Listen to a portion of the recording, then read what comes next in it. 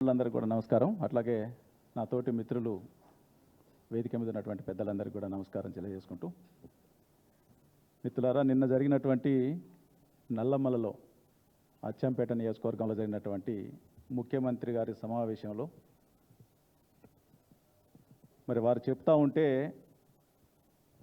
దెయ్యాలు వేదాలు వల్లించినట్టు అనిపిస్తూ ఉంది. ఎందుకంటే చేసింది రవ్వంతా, చెప్పేది కొండంతా. నిజంగా మేము కేసీఆర్ గారికి కృతజ్ఞతలు చెప్పాలి, పాదాభివందనం చేయాలి ఆదివాసి బిడ్డలుగా మేమంతా కూడా. ఎందుకంటే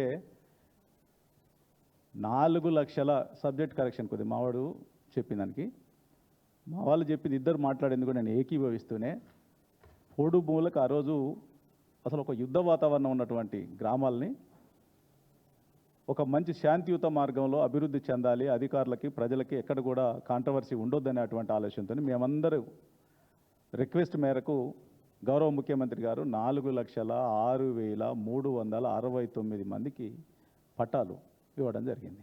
లక్షల పట్టాలు, 4 లక్షల పట్టాలు ఇచ్చి ఇవ్వడమే కాదు గొప్పతనం, దానికి ఇమీడియట్గా రైతు బంధుని, రైతు బీమాను కూడా అమలు చేసి గౌరవించడం జరిగింది.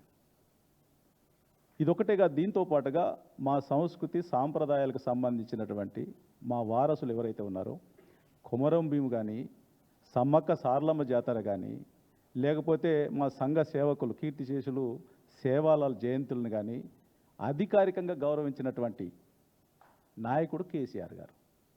50 ఏళ్ళు గోసపుచ్చుకున్నారు కాంగ్రెస్ నాయకులు, కాంగ్రెస్ పార్టీ మమ్మల్ని. ఎందుకంటే మా గ్రామాలల్లో హాస్పిటల్స్ లేవు, అది దిక్కుదివానా లేదు. వర్షాకాలం వస్తే అదొక పెద్ద లంక దీవులు ఉన్నట్టుండేటువంటి పరిస్థితి, రవాణా సౌకర్యం లేదు, డాక్టర్లు లేరు, మందులు లేవు, నాటు వైద్యం దిక్కనటువంటి పరిస్థితిలో తెలంగాణ రాష్ట్రం ఏర్పాటు చేసిన తర్వాత ప్రతి నియోజకవర్గ హెడ్ క్వార్టర్లో 100 పడకల హాస్పిటల్ ఏర్పాటు చేయడం, పిహెచ్సిలు ప్రతి గ్రామానికి తీసుకుపోవటం, అట్లాగే గ్రామానికి కూడా దవాఖానాలు ఏర్పాటు చేయడం, డాక్టర్లను నియమించడం, అట్లాగే గురుకులాలు ఏర్పాటు చేసి విద్య పట్ల ప్రత్యేక శ్రద్ధతోని గురుకులాలు ఏర్పాటు చేసి, అట్లాగే ఓవర్సీస్ స్కాలర్షిప్ కూడా మాకు అందించి విదేశీ విద్యకు కూడా సహకరించినటువంటి మహానుభావులు కేసీఆర్ గారు.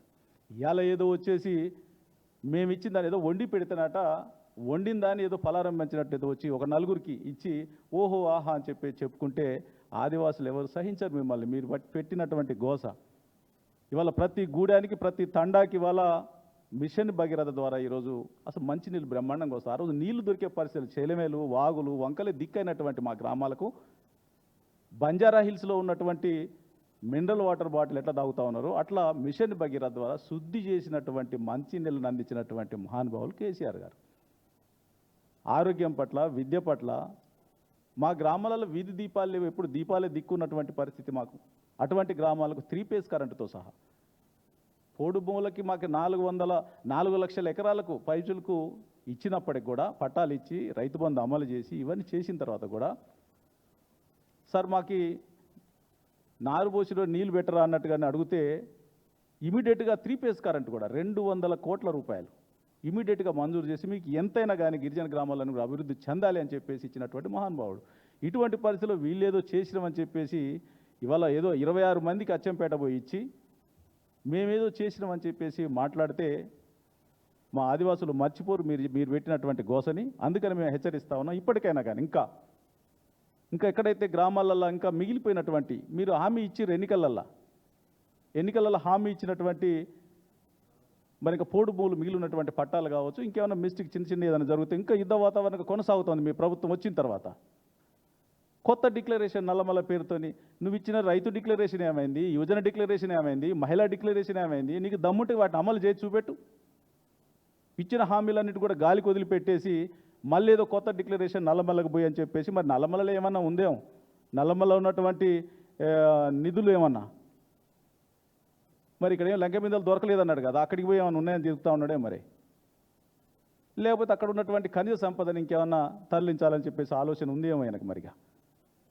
ఎందుకంటే హైదరాబాద్ కూడా అట్లే చేసిండు, లాస్ట్కి వచ్చేసరికి గిరిజన ప్రాంతంలో ఏముందని చెప్పి ఎదగడానికి పోతా ఉన్నాడు అని చెప్పేసి మాకు డౌట్ కూడా ఉంది మాకు. అందుకని ఇటువంటి అబద్ధాలు మాయమాటలు ఇప్పటికే మోస చేసినావు, నయవంచనకు గురి చేసినావు మమ్మల్ని. మా మధ్యలో మేము ఇంకా 10% రిజర్వేషన్ కూడా అమలు చేసిండు.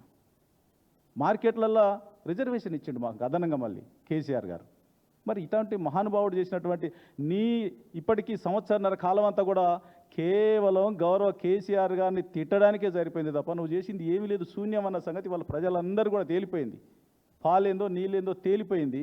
ఇంకా నువ్వు అబద్ధాలు మాయమాటలు ఇప్పటికైనా కానీ ఉన్నటువంటి కాలంలో ఇంకా వెనుకబడినటువంటి వర్గాలకు మీరు ఇంకా మా ఆదివాసీ దళిత సోదరులకు ఏమి చేయాలనుకుని మీరు హామీ ఇచ్చారు అవన్నీ అమలు చేసి చూపెట్టండి తప్ప ఇటువంటి మాయమాటలు చెప్తే సహించేది లేదు. ఎక్కడ కూడా మేము ఊరుకునేటువంటి ప్రసక్తే లేదు.